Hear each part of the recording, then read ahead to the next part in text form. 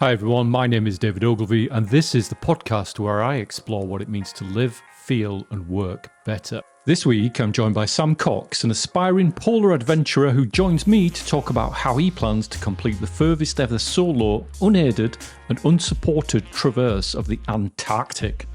That's 1,950 kilometres, taking up to 80 days in temperatures as low as minus 40 degrees C. We talk about everything ranging from mental health, preparation, equipment, and mindset. I hope you enjoy it. So, hi Sam. Hi David, thank you for having me today. No, you're very welcome. Thanks for joining me. I'm looking forward to talking to you and learning all about what you are up to and why you're doing it. It's probably worth just introducing yourself a little bit about your background and where you've got to and where you are today. Can you tell us a little bit about your background?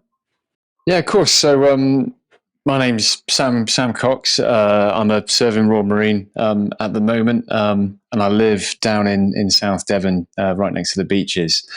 So I grew up in this area, have done since I was about 10. Me and my mum moved down here back then. So I've always grown up with the outdoors, sort of straight on my doorstep. Dartmoor is 45 minutes away, and the beaches, like I said, a 5-minute walk down the road for me. So it's an ideal location. So I've always been spending my weekends doing outside stuff, whether that's on the water or on the moors. I suppose this sort of accessibility and love of the outdoors is what led me to start this career that I'm currently in the Royal Marines, and I joined the Royal Marines in 2010.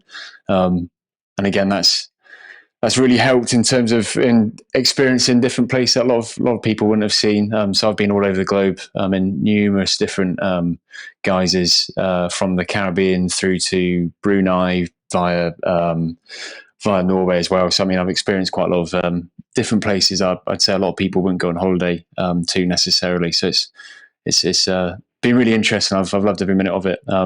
And I am looking at leaving this time next year. So I'm on the countdown, and I'm grateful for everything that I've been able to see. That again, a lot of people wouldn't normally experience in their day-to-day lives, or even on holiday, in their short periods of holiday time that you get from normal jobs. So was it just being outdoor that drew you to the Royal Marines, or was there something else? Yeah, so I like the outdoors, and it was around the time of I don't know whether you remember them, the 99.9% need not apply adverts. They were quite good. But then Devon, where I'm from, I'm right in the middle of sort of the heart of Royal Marine country. So Lympstone, where we do all our training, up in Commando Training Centre, is about an hour away, and then Plymouth is a big naval and Royal Marine town, and there's Taunton and Barnstable, and they're around the corner for me. So I knew quite a few either serving or ex-Royal Marines, and then coincidentally, a couple of guys from the year above me at school joined as soon as they left school. I joined after university, but they sort of helped me through and sort of talked about the stories they've been up to over the previous years. And as a young, impressionable 19-year-old, sounds quite good. And the phrase they kept using was "it's better than working for a living." So it sounded great. So that's probably the main reason I joined. Because it's well known for being tough to become a Royal Marine, isn't it? It's tough. It's tough selection, tough training. I think, yeah. So I think you need a level of I don't know. Ambivalence is probably a certain word to the fact that things are changeable, and something they always use is expect the unexpected. So that's something we got told at the very beginning of training. So, for example, the first night, you start down at Lympstone. We got woken up about 4:30 in the morning for a mud run down on the estuary, which is a long hour and a half of getting cold, wet, and muddy on your first evening of being there. And I think you need a level of resilience and sort of natural, like I said, ambivalence to things that are changeable. And then they train you from day one up to, I was in training for 15 months through. And then, I'm still learning now through what I'm doing. And it's one of those that you gain it throughout. And I suppose as most people mature as they get older, probably mature a little bit quicker to start with in your late teens, early 20s, and then continue to mature through your 20s and 30s. It's interesting because you've used that word resilience, and this is a resilience development podcast. What does resilience mean to you?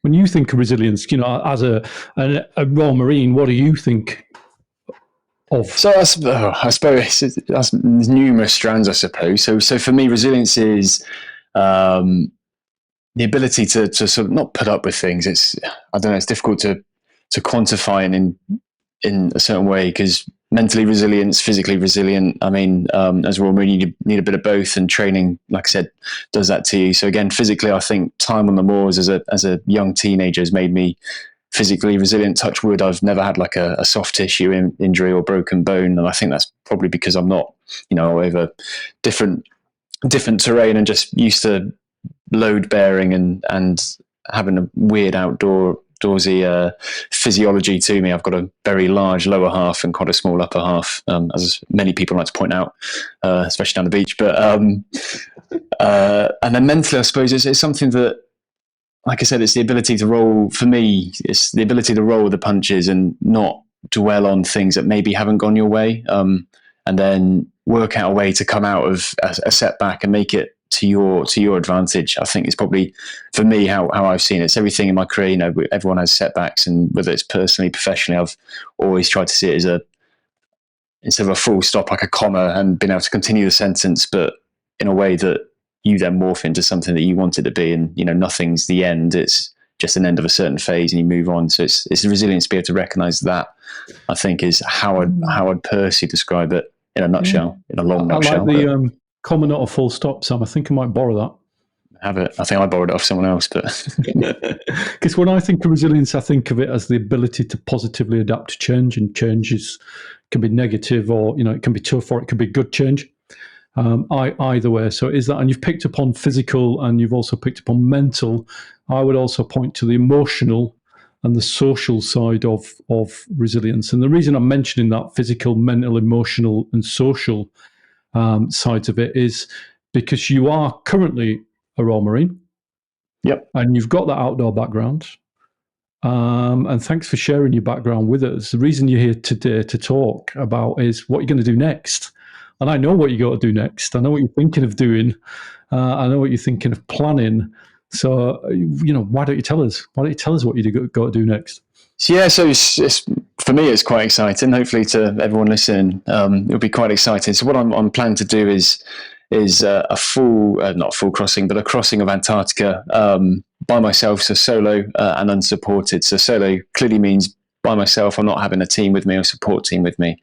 And then unsupported is everything I'll be using, whether it's food or equipment or technology, I'll take with me from the very beginning. And I won't have any resupply, and I have to take everything out with me, so I can't ditch my rubbish in a bin somewhere. So it's a full crossing across Antarctica via the South Pole. So it's just over 1,900 kilometers. So it takes roughly 70 to 80 days, depending on the weather, which will take place. It will start next November 2023. So looking forward to it. It's been a long road getting to this point. Obviously, another long 18 months until we start in November next year. So what on earth made you decide to do that? How do you suddenly go from, a young lad growing up out in the fields, join the Royal Marines, and suddenly go, oh, I think I want to do this massive trek all by myself, having to pull everything that I need. What is the motivation? What's inspiring you to do that?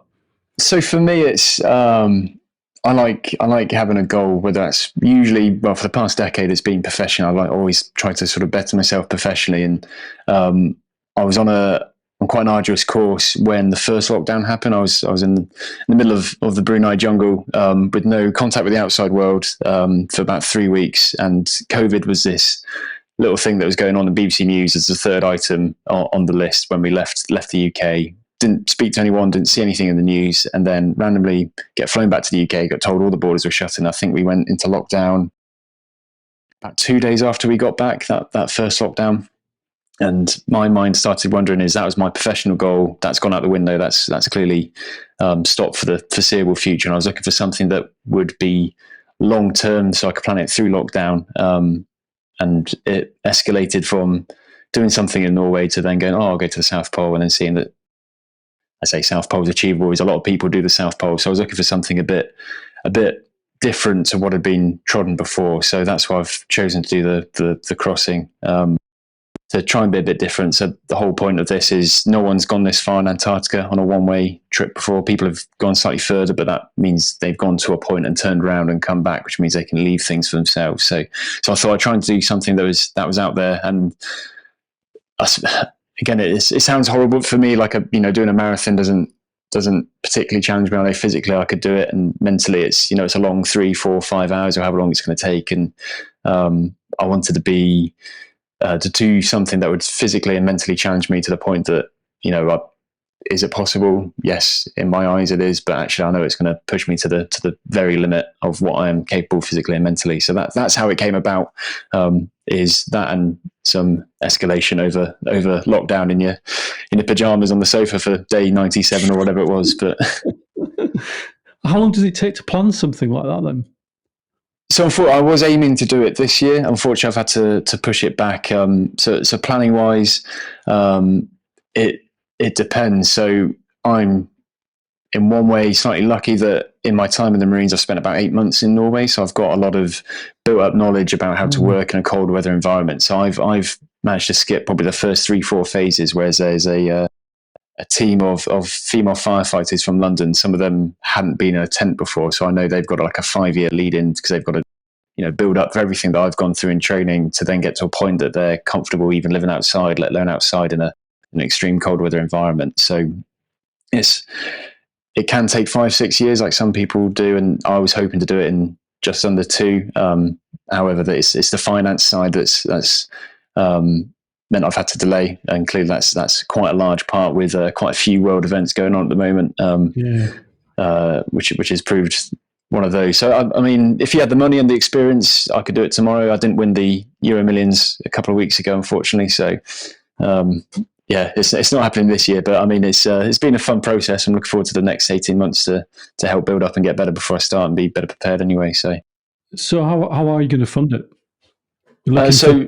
Sponsors, that kind of thing, or? Yeah, so commercial sponsorship is the main one. Again, I'm not a Euro Millions winner, and I don't come from a long line of millionaires, unfortunately. It is an expensive endeavor.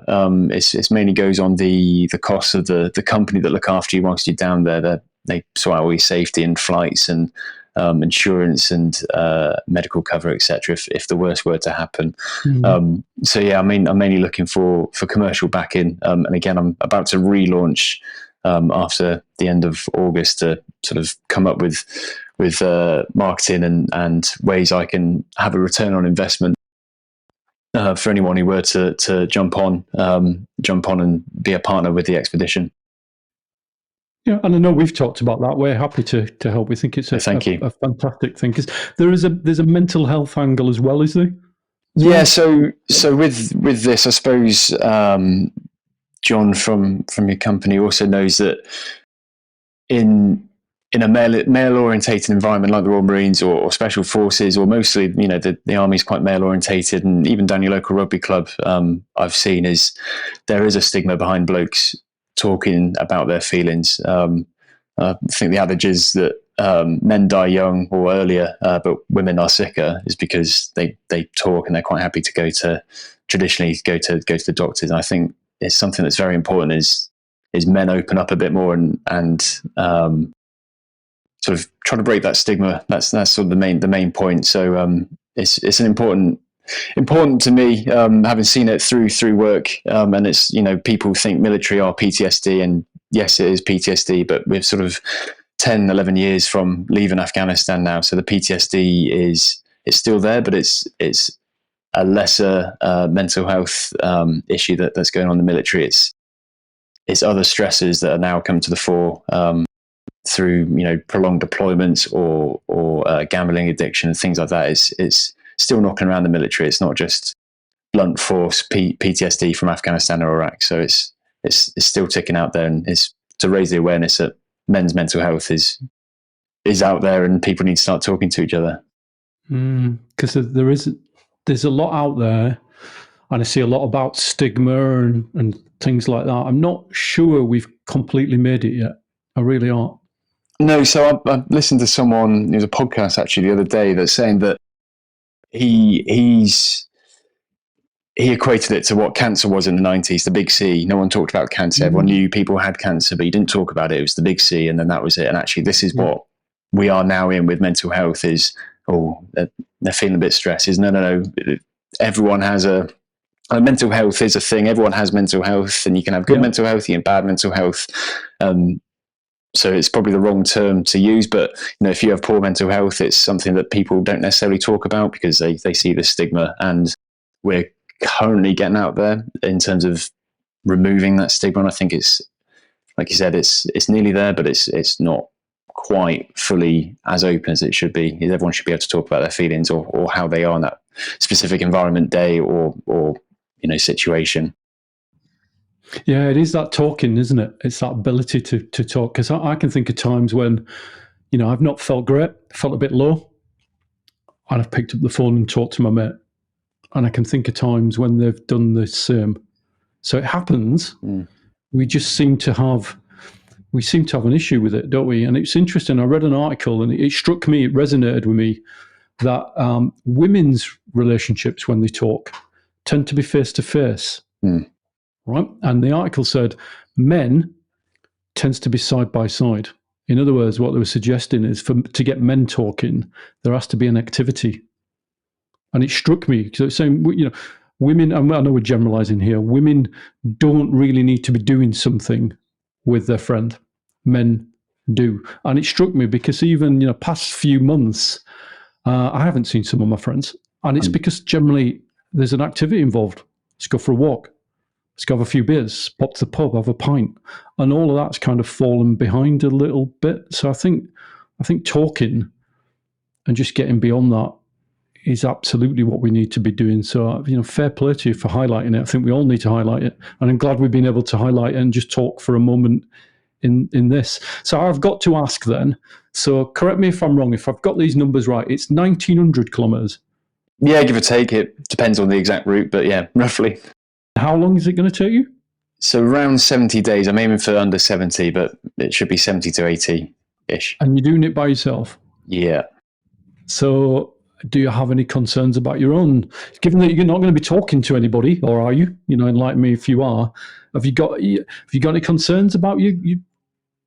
I do. So it's one of those, I know physically I find not overcomplicating things. It is essentially walking in the cold. It's, I know physically I'll be able to do it. It's the mental side that I do have concerns about. I'm an only child and single mother. So, she was always out of work. So I'm used to spending time by myself, but clearly I've never spent that length of time on my Todd. So it's something that it doesn't worry me, but it concerns me. I think the first 2 weeks it will be quite novel, and then I'm assuming the middle patch will be difficult, and then it'll be the final few weeks where you're excited to finish. I don't know. It's quite hard to comprehend in my mind because clearly 70 days by yourself is a long time. And I'm not physically I'm by myself, so I will be speaking to a human on the other end of the satellite phone every night for safety checks to make sure I've not gone doolally or the weather's not coming in. So,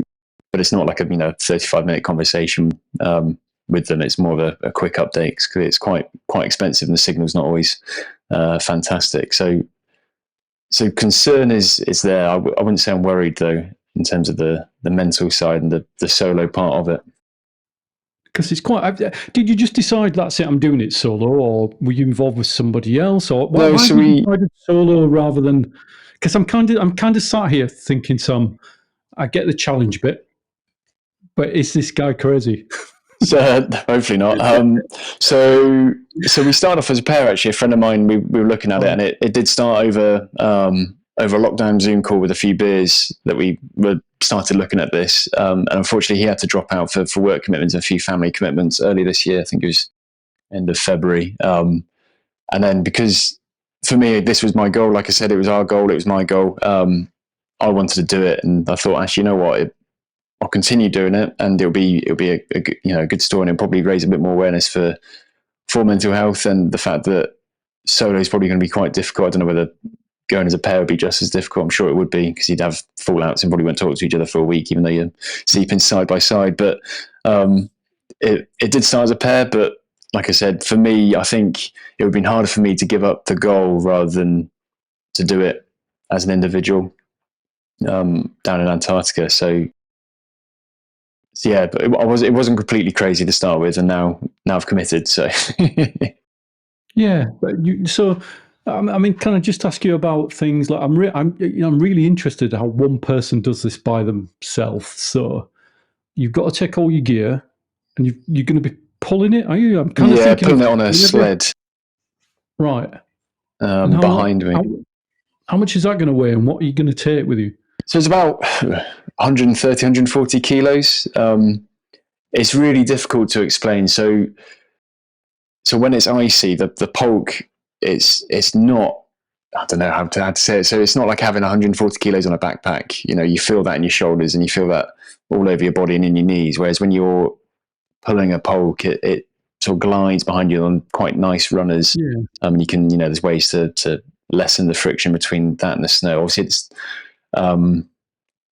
snow dependent. So again, if it snows, for example, down in Antarctica, it will be more difficult to pull. And there's areas where I will be going uphill, and there's I always pronounce it wrong, sastrugi, which are small, sort of up to 2 meter high little snow drifts that, like you get on a beach, tiny little sand dunes that you end up having to drag things over.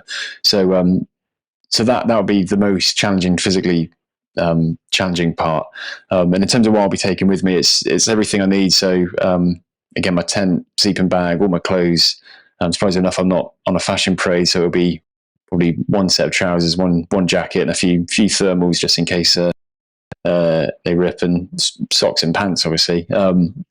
Clothing, food, and then cooking. There's probably a few small luxuries and a bit of technology in terms of the satellite phones I'll use for emergency communication. So it's quite austere in terms of what I'll be taking. I'm not taking a laptop and anything like that. Yeah, because I'm kind of, as you were talking, I heard 130k, and I immediately went, I'm about 8k. I'm going to say about, right? Might be a little bit more, but I'm going to say about. So it's kind of like the equivalent of pulling 2 people along, almost. Yeah, yeah. When you put it like that. Yeah, and I get if there are some, kind of scientific people, there's some kind of methodology in physics in you pulling it so it's not on your back, but it's still a lot. What's the typical day got to look like for you? Then I presume you've got to cover a distance per day in order to meet your target. Just talk me through how you envisage that's going to look like. I'm really interested in. I've just got this idea of you're just going to put one foot in front of the other and off you go. But just talk me through a day. What time are you going to start? How's it going to look? So I suppose the one positive of doing it in Antarctica is it's their summer, so they're a bit like the North Pole. They have 24-hour sunlight throughout the period that I'll be doing it. So in terms of times of day, I'll try and keep a nice rhythm going with and routine. Because again, for me personally, I quite like that. But then if I know there's a weather system coming in, I can get up quite a bit earlier and do my time before the weather comes in. But a normal day will be about 10, 11 hours worth of walking. I tried this whilst I was in Norway this winter just gone. I'm going to stop every hour and a half ish for a 5-10 minute food break, and trying different things this year in Norway. So I'm going to try like a hot meal for lunch in a flask. So it means I can have a bit of them around in the middle of the day, and I'll need to cover I think exactly it's about 27.5k a day, but I'll be looking to do about 30 a day, and obviously all that builds up. And then it means that if you're over your target, it means that if you do have a day that you have to stay in for the weather, or you're just absolutely knackered, it means you haven't lost a load of time that you've gained. It means you're still on track. So typically it'll be about 10 hours of plodding along and skiing along in a day. Again, some days, if I'm going uphill, for example, I'm on the glaciers, it means that I'll probably do less than that. And again, some days I might have a fantastic set of weather and conditions, and it means I can do 40, 45k, and just keep on going. But I think it's important to keep the routine and not go over your 10, 11 hours, depending on what's going on. But what's going to be going on in your head, right? Because I mean, obviously, I've never done anything like that. I think I've done a long walk, 26k walk, right, overnight, that kind of thing. Right, but you're going to be doing this. You're going to be doing this every day for a number of days. What kind of? How are you going to keep yourself interested? So a lot of people have podcasts, audiobooks, music, but I have heard horror stories where people have relied on that during training and build up and during the expedition, and then everything in the cold. If you're not aware, so the wires on your headphones, they go very brittle, and people have broken their headphones on day 10. They've got another 30 days to go. So I've been deliberately training. Some people call it boring. I'm deliberately training without any sort of mental stimulation like music or podcasts. So then I'm clearly going to take them, but then I'm not reliant on them. So throughout, military-wise, when you're walking along, you clearly don't have music on. You're all quiet for tactical reasons. So I'm quite used to doing sort of 10, 11 hours just in my own thoughts. Right. Again, not for 90 days 70, 80 days on the trot, but yeah, we'll see. So I've tried not to rely on music, but music and podcasts and things like that will be used. And like I said, in Norway, just gone, I was trying sort of a couple of hours with it and then turn it off, putting it all away and having 4 or 5 hours where I'm just by myself. And it's actually quite nice back with nature. You can hear weird noises that you wouldn't necessarily have picked up if you weren't concentrating. It gives you something else to do and listen out for. And again, it's a complete desert, so there won't be anything around me, and I'll probably have a nice squeak in my boot to really annoy me. But yeah, it's something that I can comprehend on a short term, but again, over that length of time might be a different kettle of fish. And what's the longest you've ever done just by yourself? Completely by myself, probably a week, to be honest. It's again, it's difficult to do that length of time truly by yourself. In the modern world, you'd probably have to go off grid, wouldn't you? So Norway, I spent a decent amount of time just by myself then, which is, again, is quite relaxing. It's quite nice to get away and detox. My phone was running out of battery, so you had it off most of the time. It was quite nice. But again, times that by 10 will be be interesting. Yeah, and I suppose you've got to. Will you be using solar power or? Yeah, so it's all solar paneled. So that means I can charge up everything from. I'll probably take a very basic iPod or MP3 player with me and charge everything up. Satellite phones. I hope to have a small, they call it a little drone that I can fly and take a few videos and pictures of myself with, in the middle of nowhere, which would be quite nice. So I'll have recharging capabilities. It's all solar paneled, and then the big power banks, if you know the ones that people take on planes, sorry, when they go on trips. And how much food are you going to need for that? I'm just thinking of you pulling this. It's called a pulk, isn't it? Yeah, or sled. Yeah, pulk is, I think it's the Finnish word, which is. Yeah, I'm just trying to imagine you doing it. Right? I'm not trying to put you off. I'm sure I won't. I'm just trying to imagine you doing it, and I'm thinking, I can visualize you pulling this pulk. You got all your gear on. You kind of got you're listening to your podcasts. Hopefully, the Resilience Development podcast. Right? You're listening to that. And you're kind of ploughing through and making progress up to 30k. See, I am listening a day. Is what about food? You got to carry all that. Yeah, so foods. I'm hopefully going to enjoy it, actually. So it's long gone are the days of probably about 15, 20 years ago where people would buy porridge oats, instant milk, mix them together in daily little bags, and then they were literally taking olive oil with them, pouring 100 ml of olive oil into their dinner, so they had the calories. Surprisingly enough, nutrition's come along quite a long way from now. So they've got nice dehydrated meals that there's loads of different variations out there. So main meal in the morning will be like a big hearty porridge, dehydrated porridge, or something similar, and then evening meal will be what I tried the other day. It was a Thai green curry, which is actually genuinely very nice. Again, so I'll be looking to get about 3,000 calories from the big meals per day, and then there's a company called Resilient Nutrition who are going to be doing all my snacks for me, and they're really good. So they do a lot of nut butters. It's a high calorie stuff, not just full of rubbish or sugar. It's healthy fats and carbohydrates, and it's not just chewing a peanut butter. It's quite liquidy, viscousy liquid, and they do them in numerous different flavors. And I'm a savory man, so I'm going to be buying cheese and salami and things like that. So clearly it lasts. I'm basing a freezer for 2 and a bit months, so it all lasts. And I'm going to portion it out per day, so each day I can just grab 24 hours worth of food and have it ready to go, so I can snack away when I want. And then cup of soups apparently are little morale raisers. Having spoken to a few people before, is big thick cup of soups in the middle of the day, big mug of that really helps. It just shows you, doesn't it? It's the small things that matter. Yeah. So home comforts, like I said, I'm a savoury man, so I get sick to death of having sweets and things. And again, throughout going back to the military side, is throughout my career, like all the rations are made up of 4,000 calories, they'll say, but 1,500 of those 4,000 will be pure sugar or Coca-Cola bottles and things like that. And after a while, after 2 days, I don't want another tutti frutti. I want something hearty. All in all, I need about 7,000 calories ish per day. So it's a lot to shovel in. My God. Yeah, clearly you sound like I'm asking you questions, and you've obviously thought about it. Right? You've obviously thought about it, which is nice to you. And then just in terms of the route, I'll just ask you one question about the route.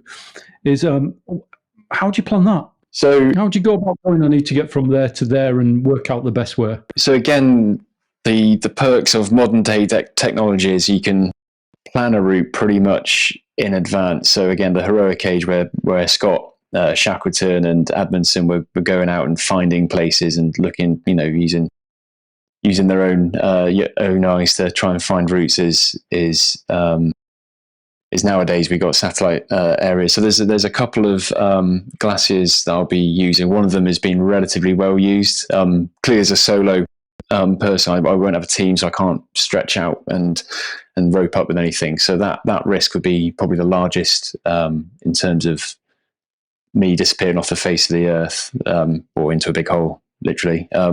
So they, with the company Ailey, they've helped me find a route that is not crevasseless, but less crevassed. And that's the only part that I'll probably have to be a bit more on my toes, because it's not well traveled. I think only 2 people have gone down the Reedy Glacier up until now. There's a few more people going down this year. And again, as more and more people go down, so they'll get sort of the route traces back from these people and go, where do you actually go to skip everything? So most of it's planned in advance. And once you're on the polar plateau, it's literally straight line as you go, because there's nothing in the way. It's slightly uphill or gradually uphill all the way to the South Pole, and then slightly further uphill until I start getting off the polar plateau down the Reedy Glacier. Yeah, wow.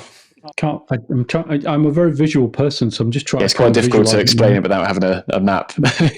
Yeah, no, but I do.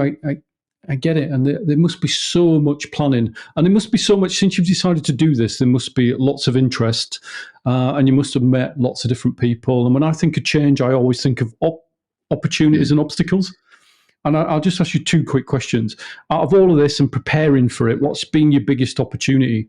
I think it's open up a new network of friends and colleagues and peers and everything else. So once I started, I had no idea where to start. I spoke to an ex-Royal Marine who went to the South Pole about 3 years ago, and then from there I've grown this list of people. I've spoken to people in Australia, people in North America, building this sort of network of not necessarily Antarctic adventurers, but people have done similar things in different places, and just building up a wealth of knowledge, which is actually really, really, really good fun. And again, with the commercial side, having been in the military, all you do is spend money. You don't need to make money. It's not clear. We're not a business in the military, whereas I've tried to treat this like a business with a business plan and key deadlines and things.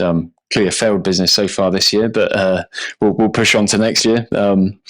However, it's I've learned loads in terms of planning something that isn't military, as that's been the majority of my professional life is pure military, which is one skill set, and I've had to branch out and do something slightly differently. So professionally, I've learned quite a lot, and then in terms of personally, I've made quite a few friends and contacts, which will be invaluable beyond this expedition going forward. Yeah, that was the big thing I noticed about you when we first met and chatted, that every day is a learning day. I know you're really open to kind of challenge and learning, and that's a great thing to see. And I often find when you share a goal with people, the right people will help you out. They'll kind of help you out. So if that's the opportunity, what's been your biggest obstacle or will be your biggest obstacle? Well, I suppose, so I've got three, I suppose. It's the first one will be getting there financially is the biggest immediate obstacle. That's my first goal, is get to the start line now, November 23.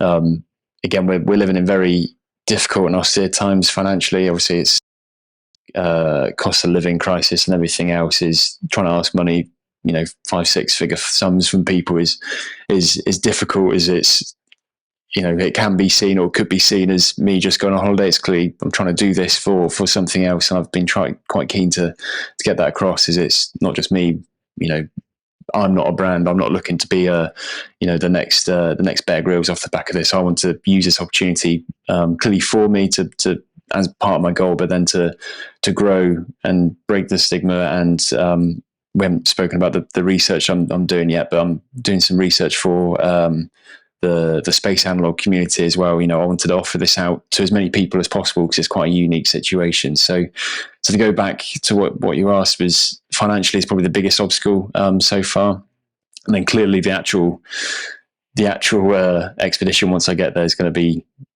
the most obvious obstacle. But until we get there, the finances is pretty difficult, given my lack of knowledge in that background. I'm not from an old boys network of a private school, or I haven't got friends in the city of London or anything. I've done this from a sleepy town in the middle of Devon. So that's probably been the biggest obstacle. And so, just on that, I've obviously met you before, right? It's not the first time I've talked to you. I don't think you have any challenges with coming across as somebody who wants to be the next Bear Grylls and doing it for yourself. I'll take that as a compliment. It's clear. Yeah, I don't mean any offense to Bear Grylls. It's clear you're not in it for yourself. You're in it for the right reasons. I know that I got that from talking to you, so I wanted to get you on the show as well. Where do people? I'm assuming any little helps. Yeah, absolutely. So, like I said, I'm in a bit of a relaunch, restart, rebranding, whatever you want to call it at the moment. So come the end of August, I'll have this fully up and running, hopefully, with a new logo, new website, new marketing strategy, and new what you'd call them, like a prospectus about the expedition and how I can return the favor if people were to help me out. So I'll be able to launch and tell a bit more about that in a month's time. But yeah, I do have a website, frozendagger.co.uk, I suppose the easiest place to get hold of me, and then all the details are on there as well. So people can get hold of you at frozendagger.co.uk. Yeah, that's it. And then what are we on? Instagram's Frozen Dagger. Gets to see some nice pictures of me in the snow, and also shorts, not together though. And then again on LinkedIn, just on the Sam Cox. So I am available, and we're usually free if anyone wants to come and talk to me. Yep, and the Frozen Dagger link, that's because that's the Royal Marines?